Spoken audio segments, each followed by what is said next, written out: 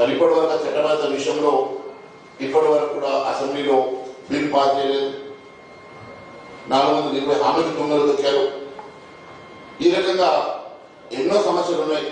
ఇప్పుడు యువతకు ఉద్యోగాలు ఇవ్వాలి, మరి వారికి జాబ్ క్యాలెండర్ ఇస్తామని చెప్పి వారికి ప్రతి నెల 4,000 రూపాయల నిరుద్యోగ వృద్ధి ఇస్తామని చెప్పి వారికి ఇప్పటి వరకు కనీసము అంశం మీద చొరవ తీసుకున్నటువంటి ప్రభుత్వం నిరుద్యోగ సమస్య పరిష్కారం చేయలేదు. ఫీ రియంబర్స్మెంట్ కోసం విద్యార్థులు ఈరోజు పడిగాపు కాస్తా ఉన్నారు. మహిళలకు ఇస్తామన్నటువంటి 2,500 ప్రతి నెల ఇస్తామన్నటువంటి అంశాన్ని కూడా పక్కదో పట్టించారు. మరి ప్రతి పెళ్ళైనటువంటి మహిళకు తులం బంగారం ఇస్తామని చెప్పి ఈ రకంగా అనేకమైనటువంటి హామీలను తుమ్మలతోకి అనేకమైనటువంటి సమస్యలు కూడా ఈరోజు పరిష్కారం చేయకుండా అభివృద్ధిని గాలి వదిలేసి కేవలం కిల్ట్ పాలసీ లాంటి పాలసీలు ఇవ్వడం, అనేకమైన అవినీతి ఆరోపణలు, అనేకమైనటువంటి కుంభకోణాల్లో కూరుకుపోయినటువంటి ప్రభుత్వం ఈరోజు కనీసం ప్రజా సమస్యల మీద చర్చించేటువంటి దమ్ము లేనటువంటి ప్రభుత్వం అసెంబ్లీలో ఎన్ని రోజులైనా నేను మాట్లాడతా, ఎవరు వచ్చినా ఎదిరిస్తా, ఏమొచ్చినా సరే నేను అసెంబ్లీని పొందుపరుస్తానని చెప్పి రేవంత్ రెడ్డి ప్రజాపాలన పంపింది కదా.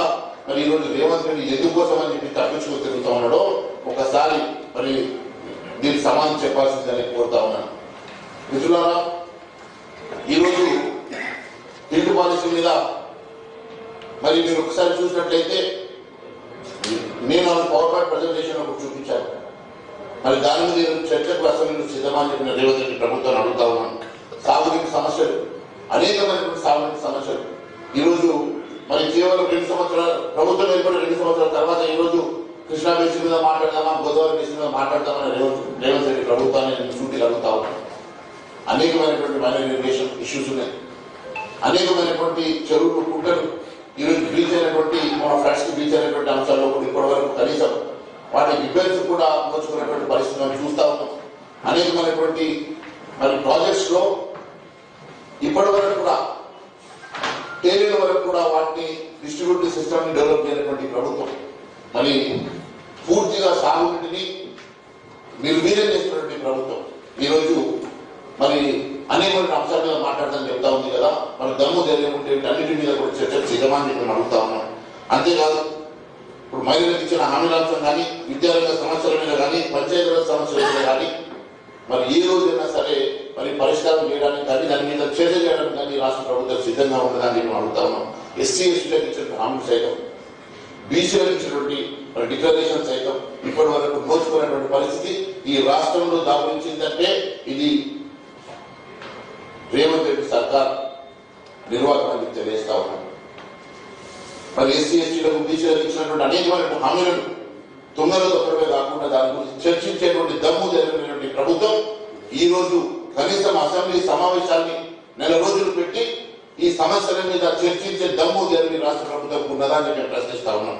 అంతేకాదు, గృహ నిర్మాణ శాఖలో మరి ఇళ్ల విషయంలో అనేకమైనటువంటి హామీలు ఇచ్చి ఈరోజు వాటిని తూట్లు పడిచేటువంటి పరిస్థితి మనం చూస్తా ఉన్నాం. సామాజిక పెన్షన్ విషయంలో కానీ, రెవెన్యూ శాఖలో భూముల సమస్యలు, ఈరోజు ధరణి మీద అనేకమైనటువంటి కుంభకోణాలు ఉన్నాయి, ఆరోపణలు చేసి లక్షల కోట్ల రూపాయల కుంభకోణాలు ఉన్నాయని ఆరోపణ చేసిన రేవంత్ రెడ్డి గారి సర్కార్ దాని మీద ఏం చర్య తీసుకున్నది?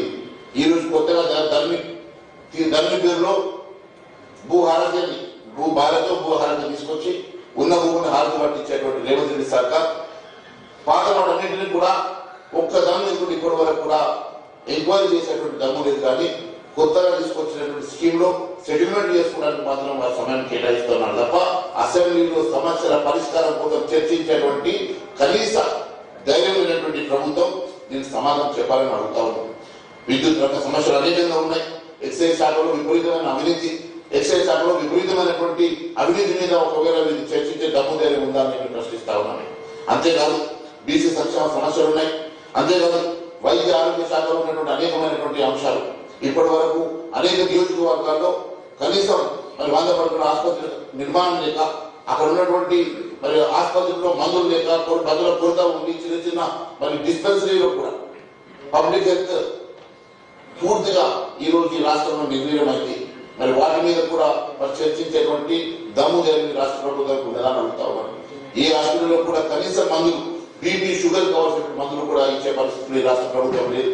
అనేకమైనటువంటి పేద నిరుపేదలు ఈ రోజు ప్రభుత్వ ఆసుపత్రి మీద డిపెండ్ అయినటువంటి వారందరూ కూడా ఈ రోజు మరి అనేక సమస్యలు ఎదుర్కొంటా ఉంటే వాటికి అలకేట్ చేసేటువంటి నిధులు లేవని చెప్పేసి రాష్ట్ర ప్రభుత్వం తప్పించుకుంటా ఉన్నది. ఆటో డ్రైవర్ ఆదుకుంటామని చెప్పి ఆటో డ్రైవర్ పూర్తిగా ఈ రోజు మోసం చేసినటువంటి ప్రభుత్వం ఆ సమస్య మీద మరి మాట్లాడేటువంటి దమ్ము జరిగి రాష్ట్ర ప్రభుత్వం ఉన్నదని పడుకుతా ఉన్నాం. అంతేకాదు ప్రజా దర్బార్ నిర్వహిస్తాం, దాన్ని బిఆర్ అంబేద్కర్ గారు పెడతామని చెప్పినటువంటి రేవంత్ రెడ్డి గారు ఈ రోజు ఏమైంది మీ ప్రజా దర్బార్? ఎన్ని రోజుల నుంచి ప్రజా దర్బార్ నడుపుతున్నారు? ఎన్ని మరి అప్లికేషన్స్ వచ్చినాయి? ఎన్ని అప్లికేషన్ సమస్యలు పరిష్కారం చేశారో మరి దీని మీద వైట్ పేపర్ రిలీజ్ చేయడానికి సిద్ధంగా ఉన్నారని అడుగుతా ఉన్నాను. ఆర్థిక రంగం పూర్తిగా నిర్వీర్యమై అస్తవ్యస్తమై అప్పులు పెరిగి ఈ రాష్ట్ర ప్రభుత్వం పూర్తిగా దివాలా తీసుకుంటే కనీసం దాని మీద నిమగ్నమైనటువంటి ఒక నిర్దేశం కానీ ఇప్పటి వరకు ప్రణాళిక కానీ రాష్ట్ర ప్రభుత్వం ఉన్నదా? మరి ఏం చేయదలుచుకున్నారు? ఈ రాష్ట్ర ప్రభుత్వ ఆర్థిక పరిస్థితిని ఎట్లా మెరుగుపరుస్తారో దానికోసం ఒక ప్రణాళిక మీద ఉన్నదా అని చెప్పి నేను అడుగుతా ఉన్నాను. మరి పూర్తిగా ఈరోజు ఆర్థిక పరిస్థితి గాలి తప్పి ఈరోజు మరి రాష్ట్ర ప్రభుత్వ పరిస్థితి రోజు రోజుకు దిగజారిపోతా ఉంటే మరి ఈ రోజు మీరు ఒంటెతో పోగొట్టు పోయేసి ఎక్కడో ఎవరెవరో తీసుకొచ్చేసి ఫుట్బాల్ ఆడిపిస్తా అని చెప్పి 100 కోట్ల రూపాయలు ప్రజాధనాన్ని దుర్వినియోగం చేస్తున్నారు రేవంత్ రెడ్డి. ఎందుకోసం అని చెప్పి యక్షులకు పోతా ఉన్నారు, ఎందుకోసం ప్రజాధనాన్ని దుర్వినియోగం చేస్తా ఉన్నారో దీనికి సమాధానం చెప్పాలని చెప్పి కోరుతా ఉన్నాం. ఈరోజు రాజధాని హైదరాబాద్ ఆగమాగం అయిపోతా ఉంది. ఉన్న సిటీని బాగు చేసుకునే పరిస్థితి ఏదో ఫ్యూచర్ సిటీ అంట. ఈ ఫ్యూచర్ సిటీ నీ రియల్ ఎస్టేట్ సిటీ కింద మార్చే ప్రయత్నం చేస్తున్నాం. ఉన్న సిటీని బాగు చేయడం సాధకాదు, ఉన్న సిటీని కనీసం కొంతవరకు మెరుగుపరచుకోవడం సాధకాదు, ఉన్న సిటీని మెయింటైన్ చేయడం సాధకాదు. కానీ ఫ్యూచర్ సిటీ అంటే ఏం సిటీ అర్థమైతలేదు. దాని మీద చర్చించే దమ్ము ధైర్యం నీకున్నారా రేవంత్ రెడ్డి? మరి సమాధానం చెప్పాలని చెప్పి నేను అడుగుతా ఉన్నాను. మరి శాంతి భద్రతల అంశంలో కూడా పూర్తిగా ఈరోజు శాంతి భద్రతలు మరి గాలి వదిలేసి హోమ్ మినిస్టర్ మీ దగ్గర పెట్టుకుంటాం, చదువు మీ దగ్గర పెట్టుకుంటాం, ఎడ్యుకేషన్ డిపార్ట్మెంట్ మీ దగ్గర పెట్టుకుని ఈ రోజు ఎవరికి కూడా కనీసం ఈరోజు అప్రూవ్ చేయటువంటి పరిస్థితి లేక అన్ని డిపార్ట్మెంట్స్ ఈరోజు అన్ని శాఖలు ఇబ్బంది పడతా ఉంటే మరి కనీసం ఎక్స్పాన్షన్ చేసేటువంటి మరి దమ్ము ధైర్యం లేని నువ్వు మరి దేని మీద చర్చకు నువ్వు సిద్ధమో మరి తెలియజేయాలని అడుగుతా ఉన్నావు. దేవాలయ శాఖ మీద జరుగుతున్నటువంటి దేవాలయాల మీద జరుగుతున్న దాడుల మీద మరి ఏమన్నా మీరు చర్చకు సిద్ధమని అడుగుతా ఉన్నాను. అదే కాదు ఆర్టీసీని ప్రభుత్వం విలీనం చేస్తామని చెప్పేసి ఎందుకు వెంటనే వేస్తా ఉన్నారు? దేనికోసం తాత్పర్యం చేస్తా ఉన్నారు? మరి ఆర్టీసీని ఏ రకంగా ఆదుకుంటారో కూడా సమాధానం చెప్పాలని చెప్పి మేము అడుగుతా ఉన్నాం. ఈ పాలసీకి విరుద్ధంగా ఫార్మాసిటీని మీరు నిర్మాణంలో ఉన్నట్టు ఫార్మాసిటీ ఒకసారి కోర్టు అని చెప్తారు, అక్కడ ఫార్మాసిటీ నిర్మాణం ఉందని చెప్తారు. కోర్టుకి అబద్ధం చెప్పి ఆ భూములన్నీ కూడా ఈరోజు ఫ్యూచర్ సిటీ కింద మార్చుకొని రియల్ ఎస్టేట్ దందాగా మార్చుకుంటున్నారు రేవంత్ రెడ్డి గారు. ఫార్మాసిటీ మీద మీరు మరి ఈ అసెంబ్లీలో చర్చించే దమ్ము ధైర్యం నీకు ఉన్నదా? మరి ఒకసారి సమాధానం చెప్పాలని చెప్పి కోరుతా ఉన్నాం. చేనేత రంగ సమస్య పూర్తిగా గాలి వదిలేసి చేనేత మరి కార్మికుల్ని చేనేత రంగాలని పూర్తిగా మీరు విస్మరిస్తా ఉన్నమాట వాస్తవం కదా? దాని మీద మీరు చర్చ చేద్దామని అడుగుతా ఉన్నాను. మరి ప్రభుత్వ ఉద్యోగుల సమస్యలు ఉన్నాయి. మరి ఈరోజు పెన్షనర్లకు కూడా మరి పెన్షన్స్ ఇవ్వాలి పరిస్థితిలో మీరు ఉన్నారు.